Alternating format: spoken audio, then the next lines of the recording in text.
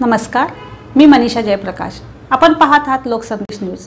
पाहूया आजच्या सविस्तर घडामोडी। जीबीएस आजार हा पूर्वीपासूनच असून तो आजार विषाणूपासून होतो। या आजारात सुरुवातीला पाय लुळे पडतात अशी लक्षणे आढळल्यास नागरिकांनी तात्काळ डॉक्टरांशी संपर्क साधावा असं आवाहन जिल्हा शल्य चिकित्सक डॉक्टर राजेंद्र पाटील यांनी केले आहे।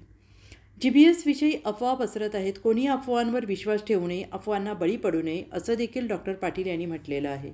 हा आजार झाल्यानंतर कोणी घाबरून जाऊ नये। जिल्हा सामान्य रुग्णालयात सर्व उपचार उपलब्ध असल्याचे देखील जालना जिल्हा शल्य चिकित्सक डॉक्टर राजेंद्र पाटील यांनी सांगितलं आहे।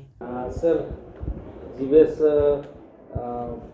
हा जो विषाणू आलेला आहे याचे पेशंट काही जिल्ह्यामध्ये आहेत। आपल्या जिल्ह्यात काय परिस्थिती आहे, आपण त्यावर सामान्य जनतेला काय आवाहन करणार? जीबीएस हा एक गुलेनबेरी सिंड्रोम म्हणून आजार आहे।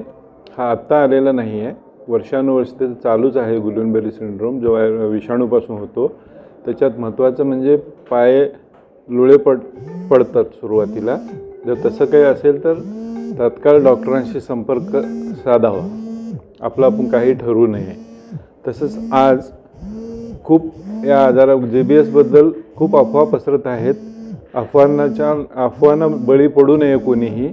तुम्हाला खूप कमी प्रमाणात आजार आहे हा आणि आज आलेला नाही आहे। त्याच्यासाठी बळी न पडता आपण सगळ्यांनी डॉक्टरना दाखवून तपासून घेऊन ठरवावं की डॉक्टरला ठरवू द्यावं की काय आजार आहे, आणि जर जीबीएस झाला तर याचा उपचार करण्यासाठी जिल्हा रुग्णालयामध्ये सर्व सोयी उपलब्ध आहेत। राज्यभरामध्ये जे आहेत जीबीएसचे जवळपास 150च्या वर रुग्ण या ठिकाणी आढळून आलेले पाहायला मिळते। मात्र मग आपण आता जालना जिल्ह्यामध्ये प्रशासनाच्या वतीनं अलर्ट म्हणून तुम्ही काही व्यवस्था केली? हा आजार आजच आलेला नाही आहे, सतत त्याचे 1-2 पेशंट भेटत असतात। वर्षाला 2, 4, 5, 10 पेशंट असे प्रत्येक जिल्ह्यामध्ये भेटतात। आता पूर्ण महाराष्ट्राची जमा केल्याच्यानंतर तो आकडा जास्ती दिसू लागला आहे, पण हा असा काही एपिडेमिक असा आजार नाही आहे। त्याच्यापासून घाबरायची गरज कुणालाही, कोणत्याही नागरिकांना नाही आहे। डॉक्टर राजेंद्र पाटील, जिल्हा शल्य चिकित्सक, जालना।